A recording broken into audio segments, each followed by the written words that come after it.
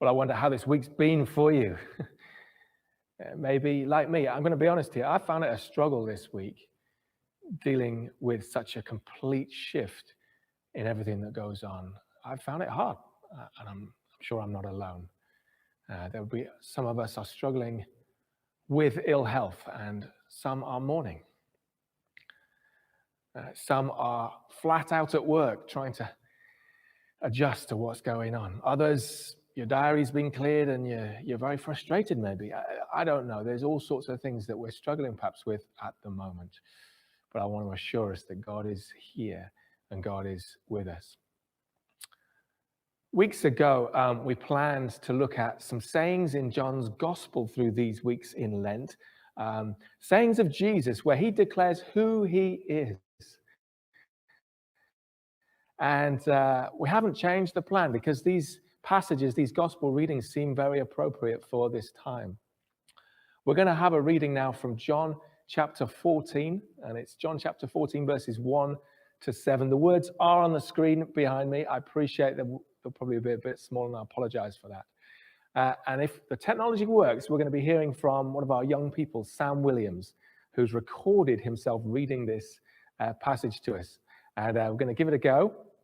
And I can't actually hear it, so but I hope you can.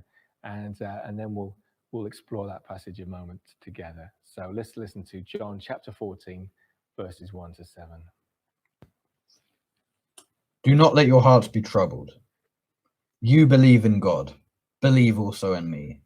My Father's house has many rooms. If that were not so, would I have told you that I am going there to prepare a place for you? And if I go and prepare a place for you, I will come back and take you to be with me, so that you also may be where I am. You know the way to the place where I am going. Thomas then said to him, Lord, we don't know where you are going, so how can we know the way? But Jesus answered, I am the way, and the truth, and the life. No one comes to the Father except through me. If you really know me, you will know my Father as well. From now on, you do know him and have seen him. Thank you, Sam. Now, the context of these words Do not let your hearts be part troubled. of a very unfolding long story.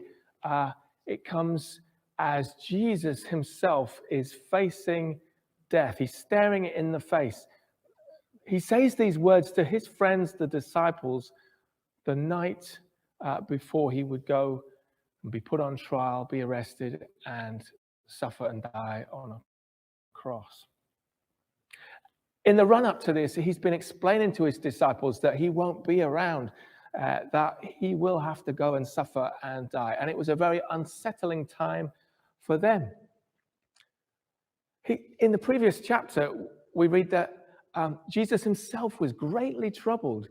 He knew that one of his number, Judas Iscariot, was going to betray him.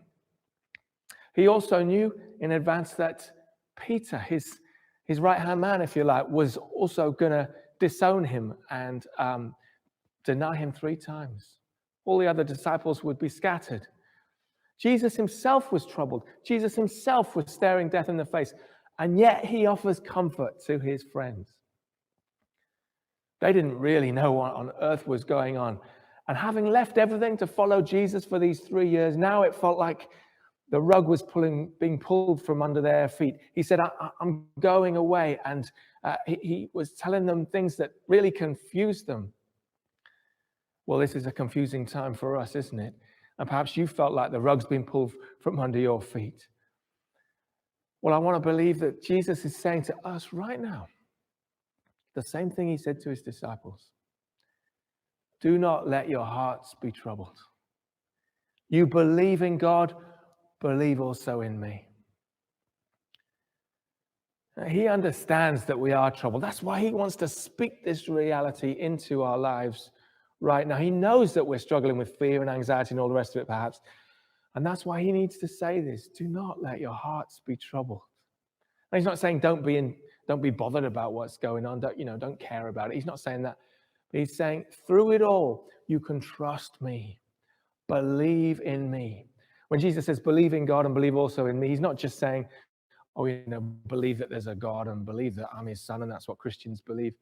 He's saying, put your trust in me. Throw yourself at my feet. You say you follow me. You say you believe in me. Well, now's a chance to really show it. Do you really believe in me? Put your trust in him, because he's got us. He's holding on to us through this time. He says, follow me. Where I'm going is a good place. I'm reminded there's a show on Netflix about heaven called The Good Place. And Jesus is indeed going to lead us to a good place. Ultimately, he talks about his Father's house. He says, in my Father's house, there are many rooms. It's just a way of saying that there is room for you. There's a welcome for you. There's place in God's presence for you and for me. In my Father's house are many rooms, and I'm going there to prepare a place for you. Don't let your hearts be troubled. Just hold on to me through this time. Thomas, one of his disciples, I love it. He just throws in a question. Lord, we don't know what you're talking about, mate. Well, not quite that. He says, Lord, we don't know where you're going. So how can we know the way? We really don't know what you're talking about. I'm grateful for the disciples because they often ask those silly questions and they shed that light into us. But Jesus replies, yes, you do, Thomas. You do know the way. In fact, you're looking right at him. He says, I am the way. When you can't see what's going on, when you don't know how long this is going to last, when you're uncertain and perhaps fearful, Jesus says, I am the way. How are we going to get through this? Jesus. He is the way.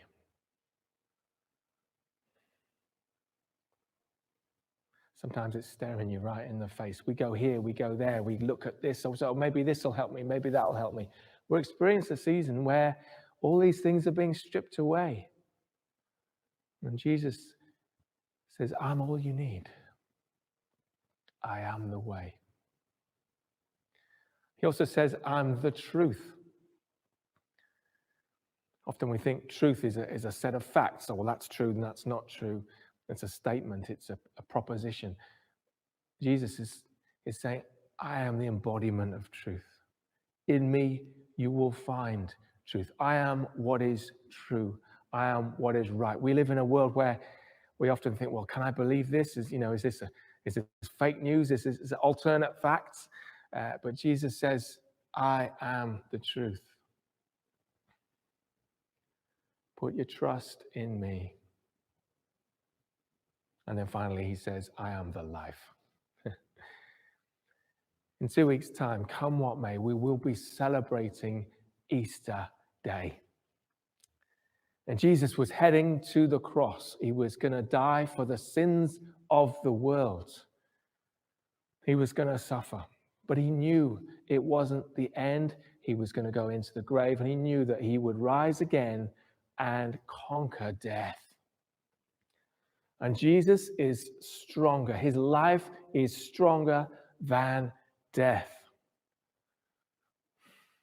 I am the life, he says. And because of Easter, through Jesus, there is a resurrection life that we can enter into right now. We sang earlier, our God is stronger. Who can stand against? What can stand against, rather? Jesus is the life, and life is stronger than death. Life is stronger than this virus. So Jesus says, you want to know what God is like? Look at me. You've seen me, you've seen the Father. If you want to find the way to the Father, come to me. I want to invite you, if you've never done that, to consider this bold claim of Jesus. It's not about the religion. It's about the person, Jesus. Is he right when he says this? It's a bold claim. Well, today I invite us to join together in prayer. We're going to look to Jesus. who is the way, the truth, and the life. Would you join with me and pray?